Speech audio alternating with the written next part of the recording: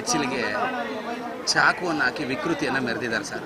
ಈ ಹಸುಗಳು ಹಿಂದೆ ಕೂಡ ಪ್ರತಿಭಟನೆಗೆ ಹೋಗಿದ್ವಂತೆ. ಯಾವುದೋ ಒಂದು ಹಸುವಿನ ಆಸ್ಪತ್ರೆಯನ್ನು ಉಳಿಸುವಂಥ ಹೋರಾಟದಲ್ಲಿ ಕರ್ಣ ಅವರು ಭಾಗಿಯಾಗಿದ್ದರು ಅಂತ.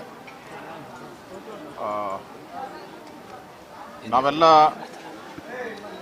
ಇಡೀ ದೇಶದಲ್ಲಿ, ಅದರಲ್ಲೂ ವಿಶೇಷವಾಗಿ ಕರ್ನಾಟಕದಲ್ಲಿ, ಉತ್ತರ ಕರ್ನಾಟಕ ಭಾಗದಲ್ಲಂತೂ ಗೋಪೂಜೆ ಅನ್ನೋದು ನಮಗೆ ಭಾಳ ಪವಿತ್ರ.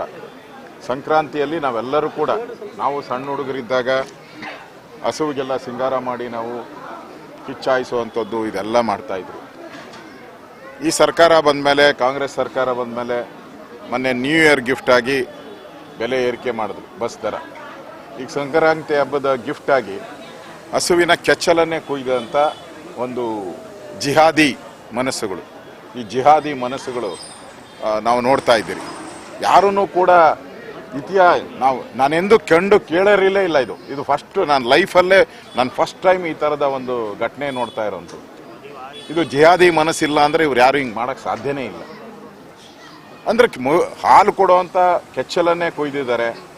ನಮ್ಮ ಕರ್ಣ ಅವರು ಒಬ್ಬ RSS ಕಾರ್ಯಕರ್ತ, ಹಿಂದೂ ಸಂಘಟನೆಯಲ್ಲಿ ಹೋರಾಟ.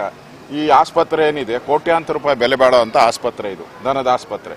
ಇವತ್ತಲ್ಲ, 100 ವರ್ಷಗಳಿಂದ ಇದೆ, ಬ್ರಿಟಿಷರ ಕಾಲದಿಂದನೂ ಇದೆ. ಅದು ಆಸ್ಪತ್ರೆಯಾಗಿ ಉಳಿಬೇಕು ಅಂತೇಳಿ ಹೋರಾಟ ಮಾಡಿದ್ರಿ ನಮ್ಮ PC ಮೋಹನ್ ಅವರು, ನಮ್ಮ ಲೋಕಸಭಾ ಸದಸ್ಯರು, ನಮ್ಮೆಲ್ಲ ಕಾರ್ಯಕರ್ತರ ಆಸ್ಪತ್ರೆ. ಅದನ್ನು ವಕ್ಫ್ ಬೋರ್ಡ್ ಅಂತ ಮಾಡಿಬಿಟ್ಟಿದ್ರು. ನಾವು ಹೋರಾಟ ಮಾಡಿ ಕೊನೆಗೆ ಸರ್ಕಾರ ನಮಗೆ ಇದಕ್ಕೆ ಅನುಮತಿ ಕೊಡಲಿಲ್ಲ. ಅವರು ವಕ್ಫ್ ಬೋರ್ಡೇ ಅಂತಲೇ ಇದ್ದರು.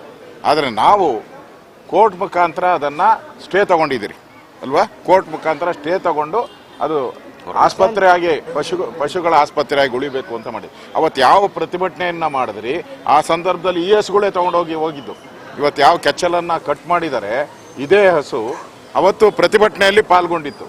ಆ ಪ್ರತಿಭಟನೆಯಲ್ಲಿ ಪಾಲ್ಗೊಂಡಿತ್ತು ಅನ್ನೋ ಒಂದೇ ಕಾರಣಕ್ಕೋಸ್ಕರ ಇವತ್ತು ಈ ಕೆಚ್ಚಲನ್ನೇ ಕಟ್ ಮಾಡಾಕಿದ್ದಾರೆ. ಒಂದಕ್ಕೆ ಕಾಲು ಕತ್ತರಿಸಿದ್ದಾರೆ, ಡ್ರ್ಯಾಗನ್ ಉಪಯೋಗ ಮಾಡಿದ್ದಾರೆ, ಮಚ್ಚುಗಳು ಉಪಯೋಗ ಮಾಡಿದ್ದಾರೆ. ಏನು ಸಂಕ್ರಾಂತಿ ಹಬ್ಬಕ್ಕೆ ಹಿಂದೂಗಳಿಗೆ ಯಾವ ರೀತಿ ಮೆಸೇಜನ್ನು ಈ ಸರ್ಕಾರ ಕೊಡ್ತಾ ಇದೆ?